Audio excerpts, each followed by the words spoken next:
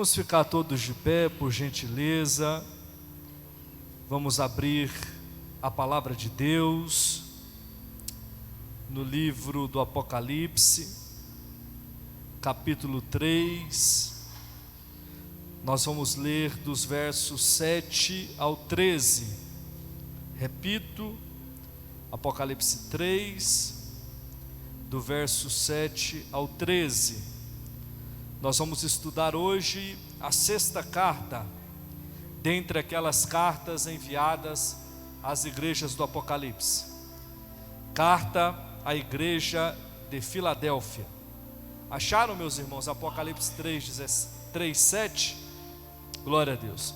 Diz a palavra: e ao anjo da igreja que está em Filadélfia, escreve: isso diz o que é santo, o que é verdadeiro, o que tem a chave de Davi, o que abre e ninguém fecha, e fecha e ninguém abre.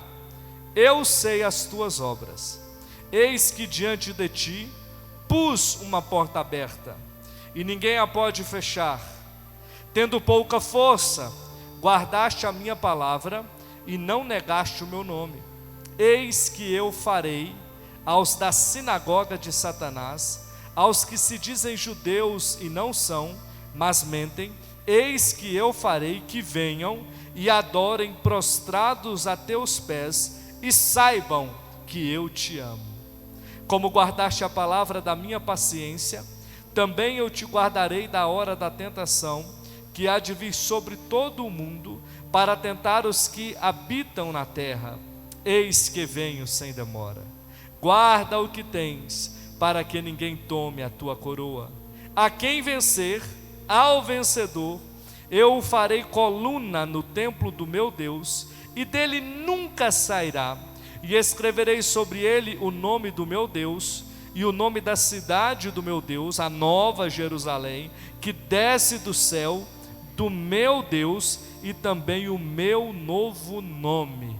Quem tem ouvidos, ouça o que o Espírito diz às igrejas. Senhor, te agradecemos por essa palavra, te agradecemos por este momento devocional, te agradecemos por essa oportunidade, mas nós lhe suplicamos, nós lhe rogamos que fale pelo teu Espírito aos nossos corações, porque é o que precisamos ouvir nessa noite. Palavra do Senhor, palavra da verdade, palavra vinda do céu e não vinda da boca de homem, palavra que muda, palavra que transforma, palavra que cura, palavra que reanima, palavra que conserta. Dê-nos, Senhor, essa noite a tua palavra. Ah, Senhor, tenha misericórdia de mim, que sou um homem pequeno, de pouco conhecimento, diante da profundidade da tua revelação. Usa-me para que a tua igreja seja edificada nessa noite. Assim nós oramos e pedimos em nome de Jesus. Amém. Podem se assentar, meus queridos.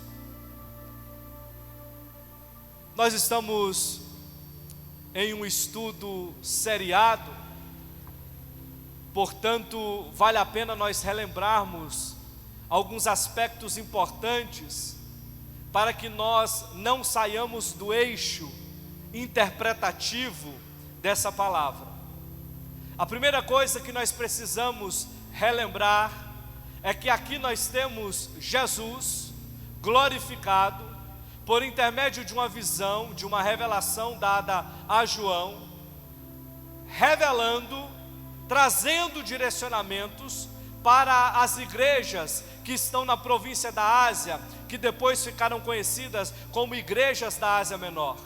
Nós temos 7 igrejas, e nós já trouxemos aqui as 5 cartas enviadas às 5 primeiras igrejas: carta à igreja em Éfeso, carta à igreja em Esmirna, em Pérgamo, em Tiatira, em Sardes, e hoje nós vamos à 6ª carta, a carta à igreja em Filadélfia. E eu quero adiantar aos irmãos que aqui nós temos uma carta especial, uma carta um tanto quanto diferente das demais.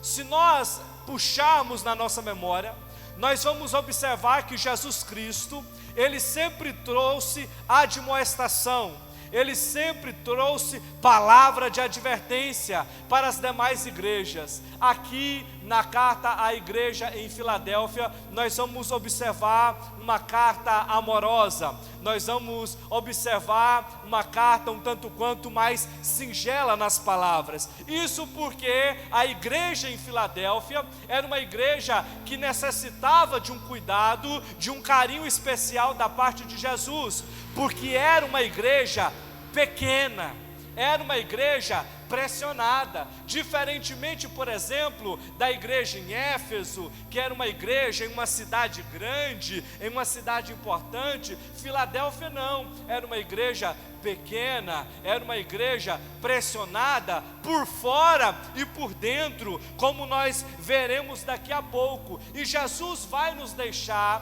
bastante claro nessa carta que o que importa não é a força, não é o tamanho da igreja, o que importa é a fidelidade à palavra dele. O que faz uma igreja ser uma igreja abençoada, o que faz uma igreja receber um carinho especial da parte de Deus é a fidelidade à palavra dele. Não é o tamanho, não é a força financeira, não é a força institucional, e tudo isso nós vamos estudar aqui nesta carta. Amém?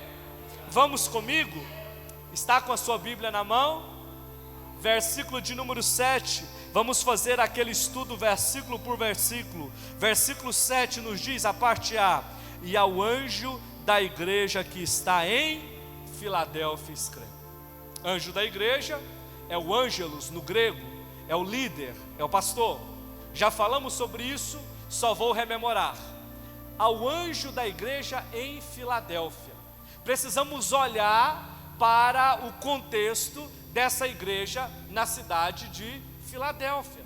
Eu já adiantei aos irmãos que era uma igreja pequena, que era uma igreja que passava por pressões internas e pressões externas. Mas se nós olharmos para a cidade onde estava aquela igreja, nós vamos começar a entender o porquê dessas pressões, o porquê dessas dificuldades. A cidade de Filadélfia era uma cidade que ficava a mais ou menos 38 quilômetros da cidade de Sardes. Lembra? Terça-feira passada nós falamos sobre a carta à igreja em Sardes. Ela ficava perto, 38, 40 quilômetros, naquela mesma região. Filadélfia significa amor fraternal, e não é uma coincidência, porque de fato a igreja em Filadélfia era uma igreja que manifestava amor fraternal. Mas a cidade de Filadélfia, como grande parte das cidades do Império Romano, ela era dedicada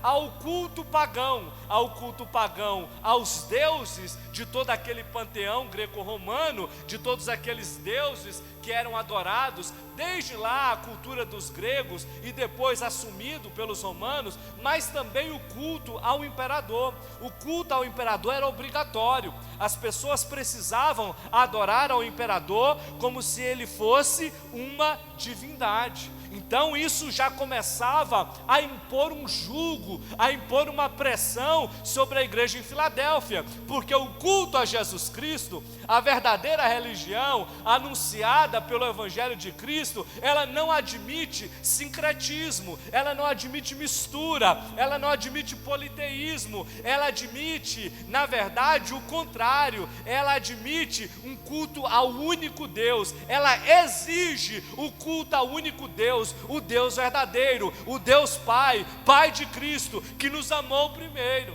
Amém? Aquela cidade ainda tinha por característica passar por vários terremotos. Hoje nos noticiários nós temos vivido isso, né? Até algumas partes do Brasil sofrendo, passando por terremotos, mas ali na cidade de Filadélfia era muito mais constante. Era tão constante os terremotos, os tremores, que eram quase que diários. Muitas pessoas com medo dos desabamentos que aconteciam, elas mudavam para fora dos muros da cidade. Para uma pessoa naquela época tomar a decisão de morar fora dos muros da cidade, é porque o negócio era sério mesmo, porque eram as muralhas da cidade que forneciam a proteção e a segurança que o povo precisava naquele tempo, e as pessoas ainda assim preferiam morar fora, para que as pedras da muralha, para que os desabamentos e os terremotos não provocassem a morte sua e de sua família. Tão constantes eram. E veja, ali ainda tinha o templo ao culto do imperador. E o imperador, lá no contexto de Filadélfia, era chamado de Filho do Santo. Mas interessante, apesar disso tudo, apesar de todo esse contexto, apesar de todas essas adversidades espirituais e religiosas, a igreja em Filadélfia foi a igreja cristã que mais tempo perdurou na região da Ásia.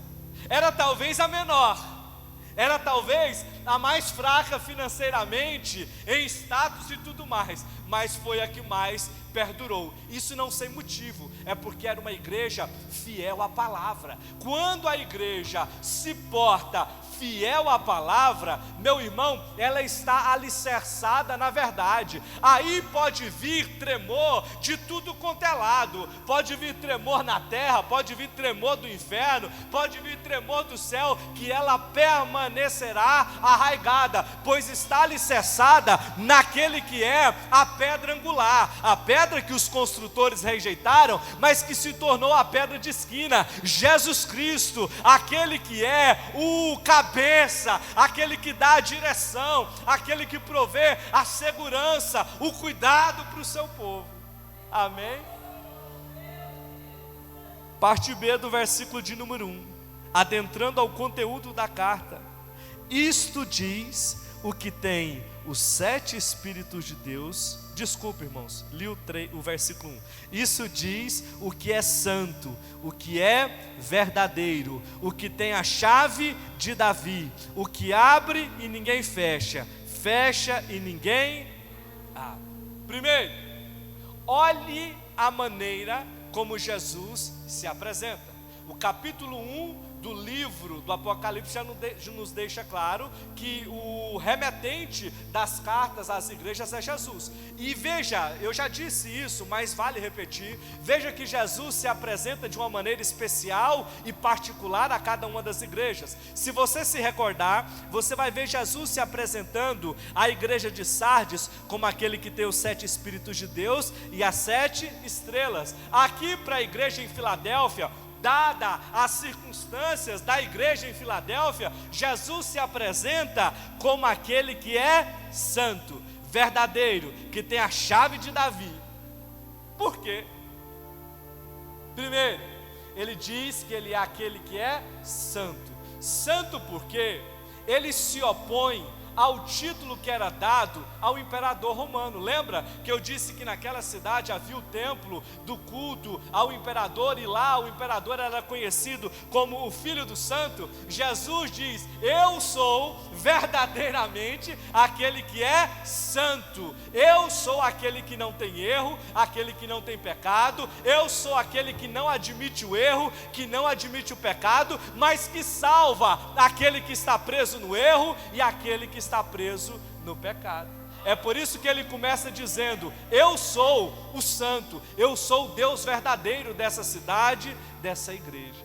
E ele diz mais: eu sou o santo e o verdadeiro, que é verdadeiro. Ele está apontando novamente para o culto ao imperador, para a idolatria. Olha, lá no culto pagão, vocês estão vendo um povo adorar a um Deus, a um suposto Deus que não é Deus. Ele se arvora, ele se coloca nessa condição por imposição. Mas eu sou o verdadeiro Deus, eu sou o Filho de Deus, que esteve com Deus desde a criação, que esteve com Deus manifestando ali a providência por sobre o povo de Israel, que manifesta o amor de Deus, entregando a sua vida para a salvação de muitos. Jesus está dizendo: o imperador não é o Deus verdadeiro, eu sou o santo, eu sou o verdadeiro. Amém? E ele diz mais: o que tem a chave de Davi. Para entender isso, a gente precisa se valer do texto do profeta Isaías, capítulo 22, versículo 22. Por favor, abra comigo. Isaías 22, 22. É uma profecia, e Jesus Cristo aqui faz remissão a essa palavra profética. Isaías 22, 22, Jesus, por meio da palavra profética a Isaías, diz: e porei a chave da casa de Davi sobre o seu ombro. Sobre o ombro de quem? Aqui é uma profecia messiânica, que se refere a Jesus. Isaías 22, 22. Aqui está dizendo que a chave da casa de Davi será colocada sobre o ombro de Jesus. Jesus, que é da descendência judaica, da linhagem de Davi. E abrirá e ninguém fechará, e fechará e ninguém abrirá. Jesus está dizendo aqui: olha, vocês se recordam da profecia? Da palavra profética? Eu sou aquele que recebeu a chave de Davi sobre o seu ombro. Eu sou aquele que tem o poder absoluto de abrir, de admitir ou de excluir qualquer pessoa do reino de Deus. Não é a lei que tem o poder de admitir ou de excluir a pessoa do reino de Deus. Não é o judaísmo, não são os rabinos, não são os doutores da lei, não são esses judaizantes que estão aí pressionando vocês, os líderes religiosos que têm o poder. Sou eu que recebi, e isso está profetizado desde Isaías, a chave da casa de Davi. Eu sou o descendente de Davi, o verdadeiro rei dos reis e senhor dos senhores, que vai admitir, que vai abrir as portas para que o povo possa entrar no meu reino, ou que vai excluir, que vai tirar para fora aqueles que não pertencem ao meu reino. E é interessante, porque aqui também nos dá uma significação do poder absoluto e soberano de Cristo. Esse poder de abrir e de fechar é absoluto e soberano. Se Cristo abre, se Cristo inclui, o homem não pode tirar, o homem não pode fechar. Se Cristo exclui, se Cristo coloca para fora, fecha a porta, o homem não pode abrir, o homem não pode colocar de volta. Oh, coisa maravilhosa! Nós dependemos completamente dele. A conclusão é simples: se ele é aquele que tem a chave de Davi, que abre a porta e ninguém fecha, que fecha e ninguém abre, significa que para entrar no reino, que para acessar as bênçãos do reino, que são eternas, nós precisamos passar por ele, e não tem outro caminho. É por isso que ele diz: eu sou o caminho, a verdade e a vida. Oh, aleluia! Versículo de número 8: eu sei as tuas obras, conheço. Aqui é a palavra do grego, é oida, né? É o conhecimento absoluto, soberano e onisciente de Deus. Conheço, eu sei as tuas obras. Eis que diante de ti pus uma porta aberta, e ninguém pode fechar. Tendo pouca força, guardaste a minha palavra e não negaste o meu nome. Primeiro, Jesus está dizendo que colocou uma porta aberta. Jesus está dizendo: olha, a minha graça anunciada, a minha graça revelada já naquela cruz e na minha ressurreição, ela é uma porta aberta, e essa porta está colocada, é um presente, é um dom de maneira irrevogável. Esse ato salvífico foi colocado e aberto para todo o mundo, não mais exclusivamente para Israel. Eu coloquei diante de vocês uma porta aberta. Os habitantes de Filadélfia, os irmãos daquela igreja, eles não eram, na sua maioria, judeus de nascimento. É lógico, existia ali judeus na cidade de Filadélfia, judeus por direito, por nascimento, mas muitos dos irmãos em Cristo aqui não eram judeus, e os judeus que estavam naquela cidade os acusavam justamente nesse ponto, dizendo: olha, nós temos a exclusividade da salvação, nós temos a exclusividade do acesso a Deus. Se vocês não observarem a lei, se vocês não circuncidarem, se vocês não se converterem ao judaísmo, vocês não terão acesso a essas bênçãos. Mas Jesus, ele vem e diz o contrário dos judeus. Ele vem e diz: olha, eu coloquei, fui eu, o rei dos reis, aquele que tem a chave de Davi, aquele que tudo pode. Eu coloquei uma porta aberta para vocês, sem me importar se vocês são judeus ou se vocês não são judeus, se vocês são judeus ou se vocês são gentios. Eu fui quem coloquei essa porta aberta, eu quem abri essa oportunidade para que vocês abracem a salvação e permaneçam nessa salvação. É por isso que ninguém pode fechar, porque foi Cristo que abriu. A religião não pode fechar, foi Cristo que abriu. Os líderes religiosos não podem fechar, foi Cristo que abriu. Quando é Cristo que faz, irmão, olha para cá, uma aplicação tão simples e tão maravilhosa. Quando é Cristo que faz a obra, partindo do ideário da obra da salvação, homem nenhum pode desfazer, homem nenhum pode se levantar contra, homem nenhum pode fechar. Igual o que, irmão? No jardim do Éden, Deus fechou e ninguém pode entrar.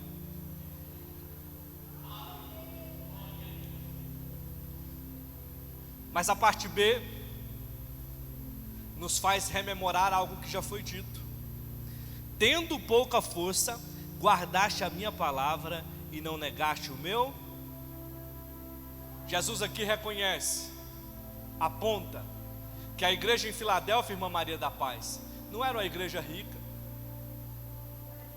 não era uma igreja superlotada, não era uma igreja famosa na região.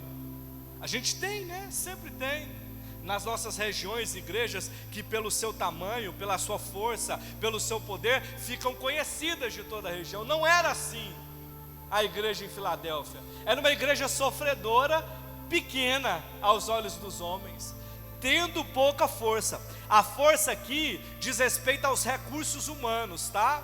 Jesus não está falando que a igreja de Filadélfia era uma igreja fraca espiritualmente. Muita atenção a esse respeito. Muito pelo contrário, Jesus não poderia dizer que a igreja em Filadélfia era fraca espiritualmente e ao mesmo tempo dizer que ela guardava a sua palavra, porque a igreja que guarda a palavra de Jesus jamais será fraca espiritualmente. Esse é o caminho, o exemplo que nós precisamos imitar da igreja em Filadélfia. Era uma igreja sem recursos humanos, sim, mas só sem os recursos humanos, porque era uma igreja que estava alicerçada, ancorada na palavra e detinha todos os recursos espirituais para ser uma igreja firme, para ser uma igreja resistente, para ser uma igreja que avançava e que triunfava contra toda pressão e oposição. Amém?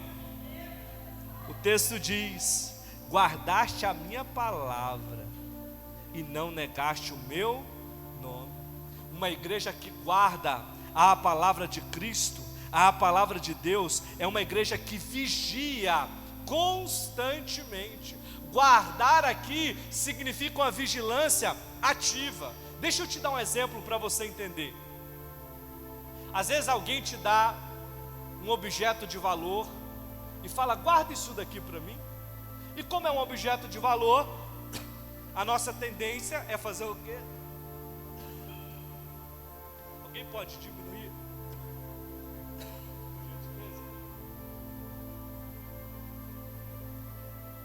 Esse pozinho vai direto para a minha garganta.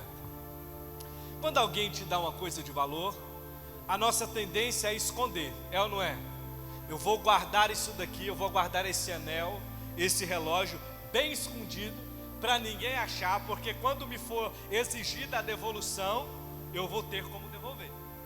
Só que o texto não está falando desse tipo de guardar. O texto está falando de um guardar vigilante.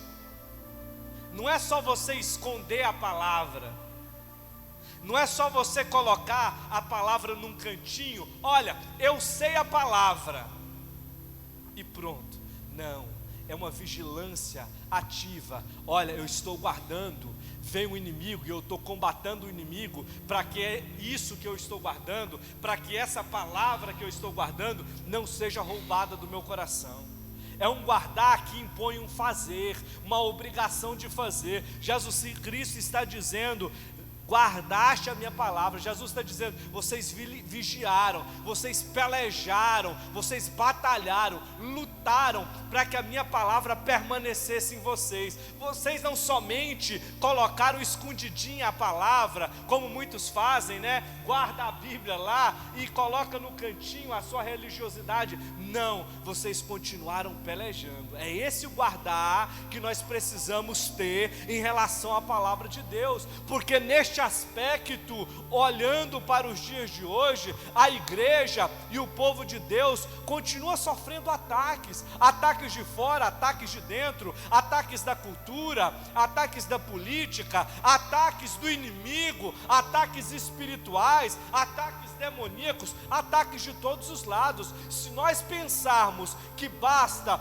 nós sermos religiosos, passivos em relação à palavra, e isso é suficiente, meu irmão, nós estamos enganados. O exemplo de uma igreja que persevera, o exemplo de uma igreja que é vitoriosa, é uma igreja que guarda lutando, que guarda vigiando. Olha, mundo, vocês vêm contra mim para tentar roubar a palavra, para poder tentar minar a palavra, mas eu estou com as minhas armas espirituais, com a minha armadura espiritual em punho, com a espada da verdade em punho, com o escudo da fé em punho, e eu vou pelejar contra você, porque essa palavra não será arrancada de mim, não será roubada do meu coração. Eu não negarei o nome do meu Senhor Jesus Cristo, mesmo que vocês me pressionem a isso.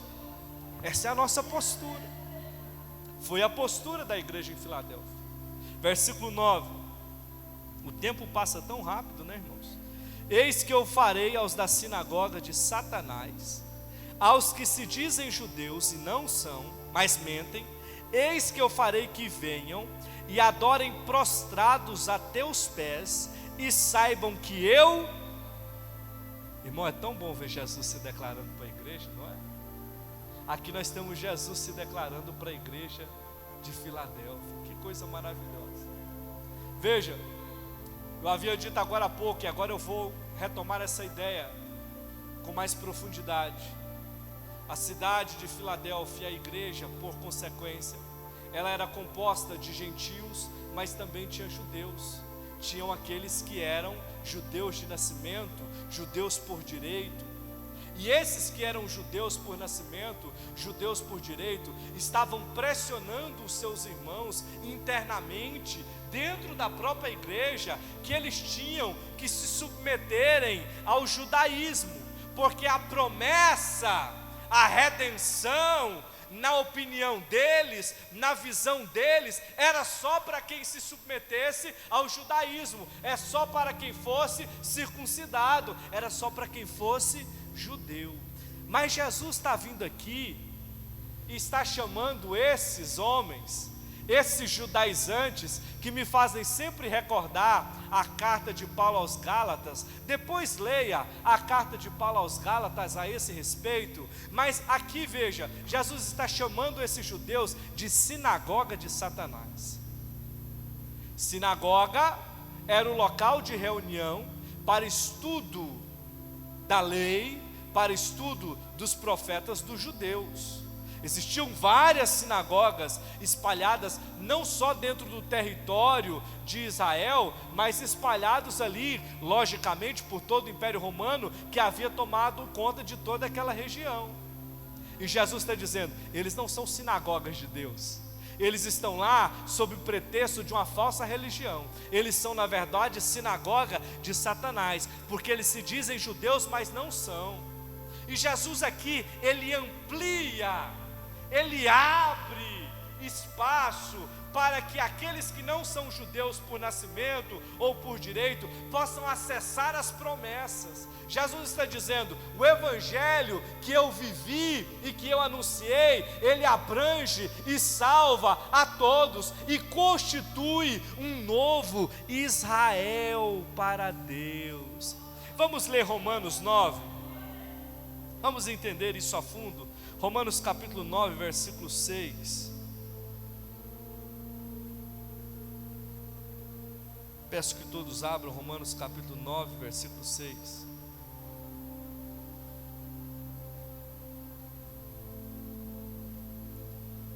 Nos diz assim o texto: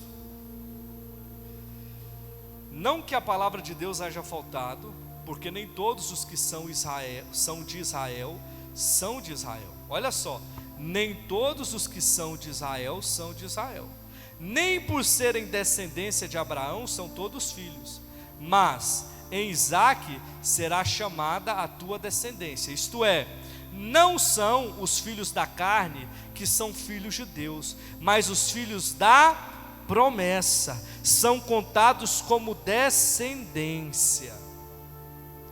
É neste ponto que Jesus está se referindo à igreja em Filadélfia.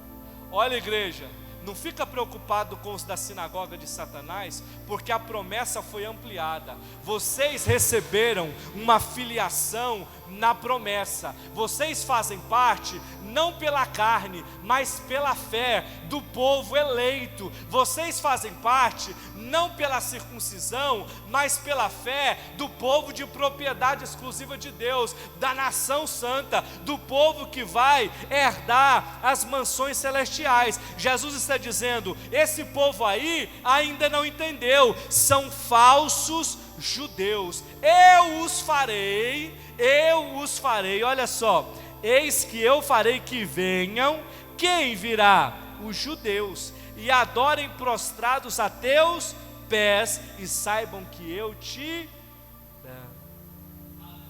Isso daqui é poderoso. Eis que o tempo é muito pouco, mas depois anote Isaías 60:14 e Isaías 45:14. Nós temos nesses dois textos do profeta Isaías, os judeus de todos os lados, vindo e prostrando e adorando junto com o povo de Deus. E aqui nós temos Cristo Jesus dizendo que esses falsos judeus é que virão e se prostrarão e adorarão aos pés dos gentios e reconhecerão que aquele povo é o verdadeiro Israel de Deus, é a igreja amada de Deus. Ele diz: saberão que eu te amei. Eles terão que reconhecer o meu amor por vocês. Essa promessa é maravilhosa, e ela se cumprirá por completo no glorioso dia do Senhor. No glorioso dia do Senhor, todos os povos, línguas e nações saberão que a igreja é a igreja amada, é a noiva amada. Oh, isso vai ser maravilhoso demais. Assunto para outros cultos. Versículo 10: como guardaste a palavra da minha paciência, também eu te guardarei da hora da tentação, que há de vir sobre todo o mundo, para tentar os que habitam na... Primeira coisa, Jesus reitera algo que ele já havia dito: guardastes a palavra da minha paciência.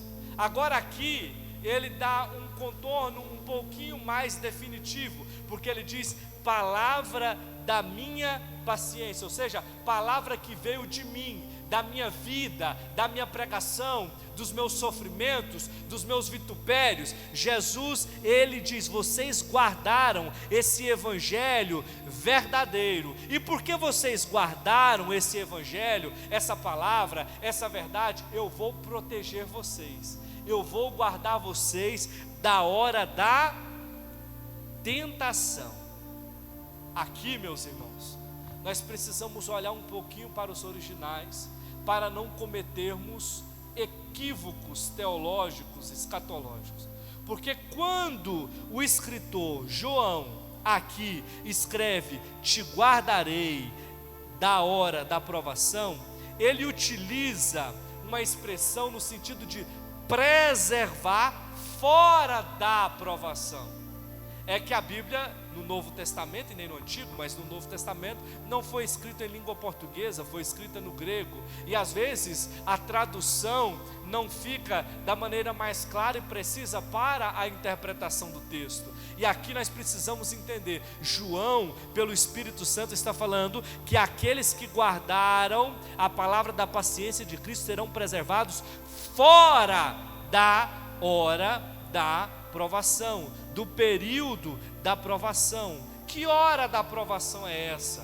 Você deve estar se perguntando. Meus irmãos, aqui é um período específico, reconhecível, de provação que advirá sobre todo o planeta Terra, sobre todos os ímpios, todos os que habitam a terra. Inclusive isso está colocado aqui para tentar os que habitam a terra. Esses que habitam a terra são os ímpios. A partir do que, pastor? Você vai ler Apocalipse 6:10, Apocalipse 8:13, Apocalipse 11:10, Apocalipse 13:8, porque aqui você precisa entender que apesar de todas as teorias que se formulou, nós temos uma confirmação nesse texto de um pré-tribulacionismo. Como assim, pastor? A igreja será arrebatada antes da grande tribulação. Aqueles que guardarem a palavra da perseverança de Cristo, como a igreja em Filadélfia, não passará pela grande tribulação, pela hora da grande provação. A hora da grande provação vai vir sobre todos os que habitam a terra, no sentido de todos os ímpios, aqueles que ficarem. É lógico que aqui vem os irmãos de origem reformada e outros tantos, e vai dizer que não, que aqui não se pode dizer que é um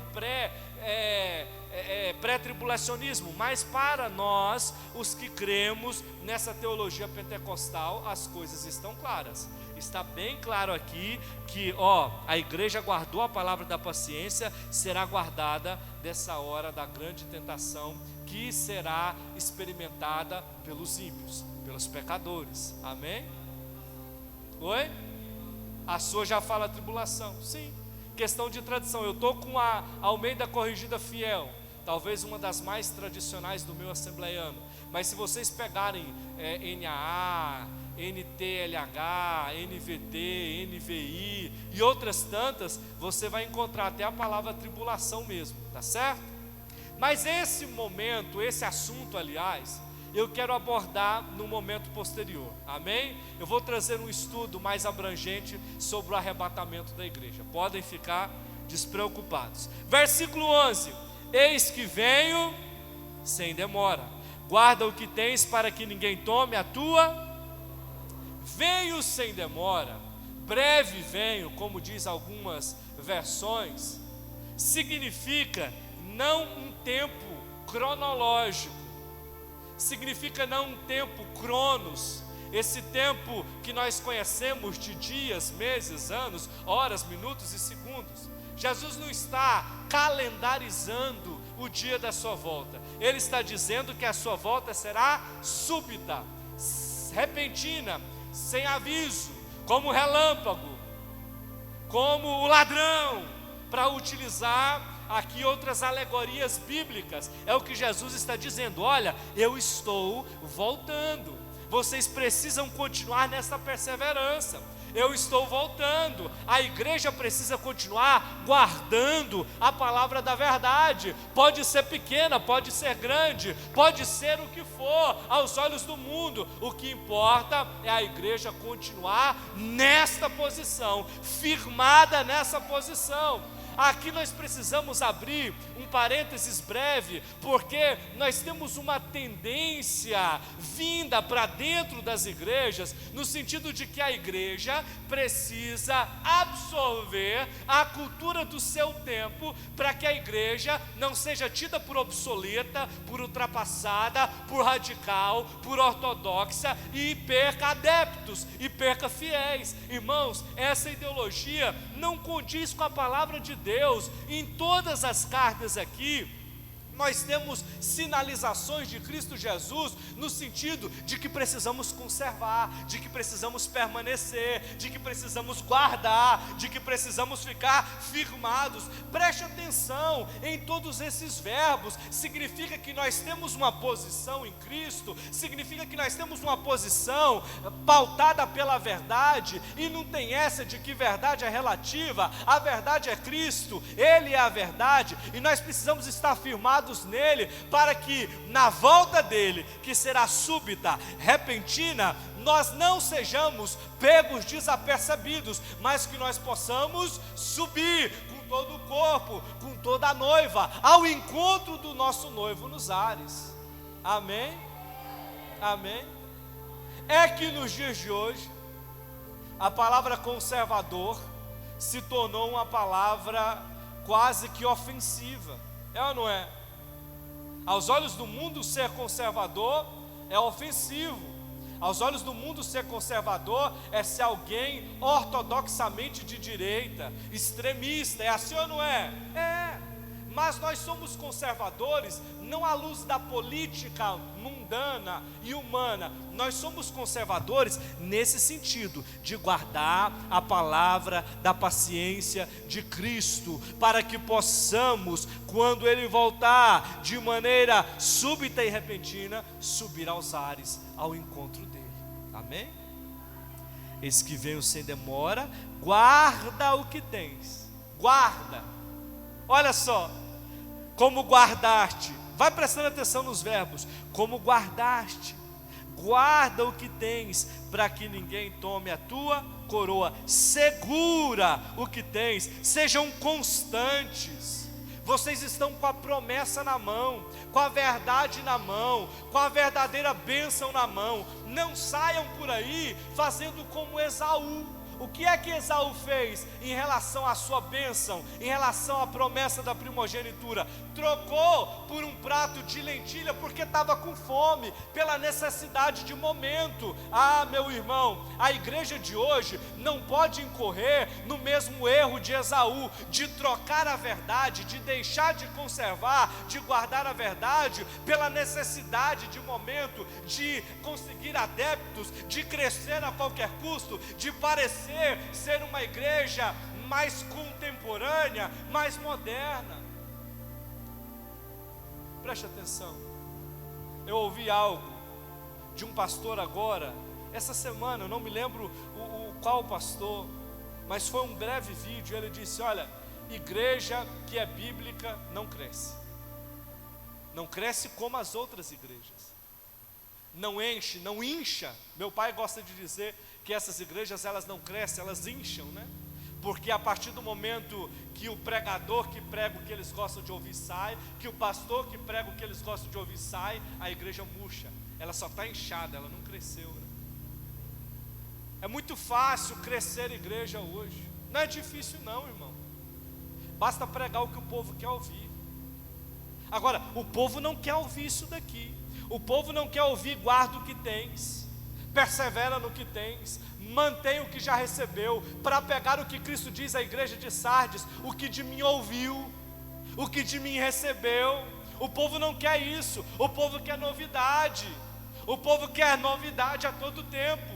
E nesse afã de obter novidades, coisas que vão entreter, coisas que vão mexer com as nossas emoções, acaba trocando a bênção, acaba perdendo a promessa. E a nossa promessa não são bens, a nossa promessa é a eternidade com Cristo, é a coroa. Que coroa é essa? É a recompensa reservada ao vencedor. Eu já ensinei sobre isso. Quando o texto de Apocalipse fala sobre coroa, o O texto está falando sobre aquela grinalda que era dada aos vencedores dos jogos que tipificam os jogos que hoje nós conhecemos como Olimpíadas. Eles não recebiam medalha de ouro, de prata, de bronze, eles recebiam coroas, grinaldas. Era só para quem vencia, quem perdia não recebia, era só para quem chegava primeiro, para quem resistia, perseverava, treinava e vencia. Só vai receber coroa quem resiste, só vai receber essa recompensa quem persevera. Aqui nós estamos falando de galardão também. Há uma discussão aqui, confesso aos irmãos, tem muita gente que diz que esse texto não dá margem para entender sobre a perda de salvação, mas eu nem preciso desse texto para entender a questão da perda de salvação, basta olhar para Hebreus 6, a apostasia. Mas tem gente que fala, ó, esse guarda o que tens para que ninguém tome a tua coroa, não significa poder perder a salvação. Mas eu não preciso desse texto para entender que a salvação pode ser perdida. Aqui eu confesso aos irmãos que a melhor interpretação significa recompensa, o galardão. Tem crente que vai subir para o céu, mas não vai ter galardão. Você já sabe disso ou não? Sabe ou não? Hã? Quem sabe? Levanta a mão. Quem não sabe? Só um levantou a mão. Irmão, nem todo cristão que chegar lá vai ser galardoado, vai receber o galardão igual o outro. As obras pesarão no momento do galardão. As obras não pesarão para você entrar no céu. A salvação é pela fé. A salvação é graça, não por obras, para que ninguém se glorie. Vale Efésios 2. Mas o galardão já vai pesar as obras. Aí você já pode olhar para a teologia de Tiago, ler a epístola de Tiago, entenda que também, à luz do escritor aos Hebreus, a fé sem obras é morta. Quem não tem fé, quem não tem obra, na verdade é porque não tem fé, né? Você vai precisar das obras, aí vai entrar o galardão, a justa recompensa, a retribuição. Amém? Depois leia 1 Coríntios 3,15 e 2 João, versículo 8. Agora não temos essa possibilidade. A quem vencer, verso 12, eu farei coluna no templo de Deus, e dele nunca sairá. Escreverei sobre ele o nome do meu Deus, e o nome da cidade do meu Deus, a nova Jerusalém, que desce do céu do meu Deus, e também o meu novo nome. Aqui entra a promessa. Toda a carta de Cristo às igrejas da Ásia termina com promessa. Quem observou isso? Quem vencer tem promessa, e o vencedor aqui é quem persevera. Todos, carta à igreja de Sardes, lá no versículo de número 5, capítulo 3, o que vencer. Carta à igreja de Tiatira, capítulo 2, versículo 26, e ao que vencer. Carta à igreja de Pérgamo, capítulo de número 2, versículo de número 16. Arrepende-te versículo 17. Ao que vencer darei eu a comer um maná escondido. Carta à igreja de Esmirna, capítulo 2, versículo de número 10. Olha só. Ser fiel até a morte, e dar-te-ei a coroa da vida. Aí vem o 11. O que vencer não receberá o dano da segunda morte.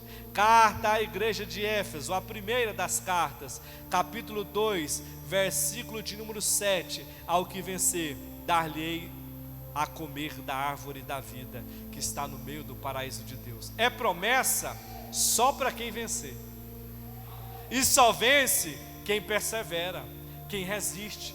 Crente é resistência. Igreja, à luz do que Cristo está nos dizendo, é resistência. Resistência contra o pecado, resistência contra o mundo, resistência contra o diabo, resistência contra o inferno, resistência contra tudo que se opõe a Deus. Esses serão os vencedores e herdarão todas essas promessas. A primeira promessa aqui, rapidamente, será a coluna do santuário. Olha só. Por quê, pastor? Porque você se recorda que a cidade de Filadélfia vivia passando por terremotos? Jesus vem dizendo: olha, quem vencer não vai precisar fugir mais, não vai precisar sair correndo mais, vai ser coluna no santuário de Deus, olha só, e permanecerá, e dela nunca sairá. Isso daqui é maravilhoso. O povo de Filadélfia entendia melhor do que ninguém a bênção que era não ter que sair correndo, não ter que fugir, poder permanecer no mesmo lugar. Jesus diz mais: darei o nome do meu Deus, o nome da nova Jerusalém que desce do céu, e o meu novo nome. Isso para quem vencer, vai ser escrito sobre ele. O nome de Deus é a identidade, pertence a Deus. O nome da nova Jerusalém é a cidadania, cidadão do céu. E o novo nome de Cristo Jesus é cumprimento da promessa de Apocalipse 19:12. Cristo Jesus tem um nome, e o livro das Revelações nos diz isso, que ninguém sabe, somente quem vencer vai receber esse novo nome, terá escrito nele esse novo nome. Meu irmão, isso daqui é bom demais. Isso daqui não é para qualquer um, não, é para quem persevera e vence. Versículo 13: quem tem ouvidos ouça o que o Espírito diz às igrejas. Aqui os irmãos já sabem, porque faz parte do fechamento de todas as cartas.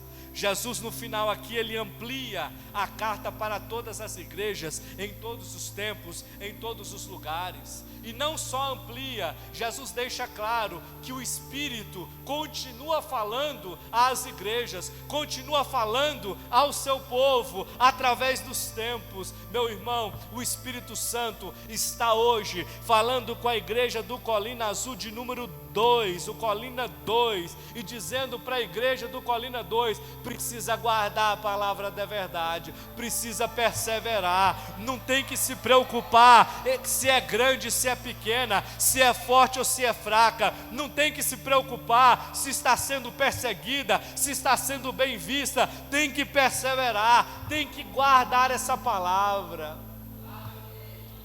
Eu quero encerrar. Eu, como pastor, tenho andado preocupado, porque a baixa frequência no culto de ensino e na escola dominical não é porque o aparato do templo é feio, não é porque quem está pregando não sabe pregar, não é porque os outros obreiros que ensinam aqui na escola dominical são ruins para ensinar, de maneira nenhuma. É porque o povo não quer mais guardar a palavra, o povo não ama a palavra.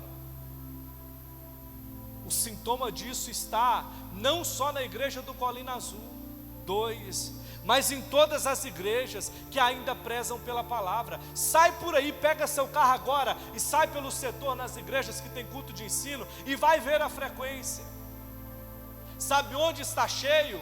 Onde o povo está pregando autoajuda, onde o povo está pregando prosperidade, onde o povo está pregando filosofia de homens. Lá está cheio, mas onde está sendo pregada a palavra está vazio. Isso me preocupa, porque Cristo está voltando. Ele mesmo disse aqui à igreja de Filadélfia: eis que venho sem demora. E Ele vai levar quem tem guardado essa palavra. Quem se afasta dela, quem não tem comunhão com ela, não consegue guardar essa palavra, a palavra da verdade, o Evangelho de Cristo Jesus. Quer se tornar coluna no santuário de Deus? Quer receber sobre você o nome de Deus, o nome da Nova Jerusalém e o nome de Cristo Jesus que ninguém sabe? É só para quem vencer. Fica de pé. Faça um propósito, irmão. Não venha para o culto de ensino só para receber conhecimento bíblico teológico, não, em que pese isso seja coisa muito boa. Venha para o culto de ensino, pegue a palavra e deixa ela te desafiar. Mude a sua vida, o seu devocional. Passe a ter comunhão com a palavra. Passe a guardar essa palavra, a meditar nessa palavra dia e noite.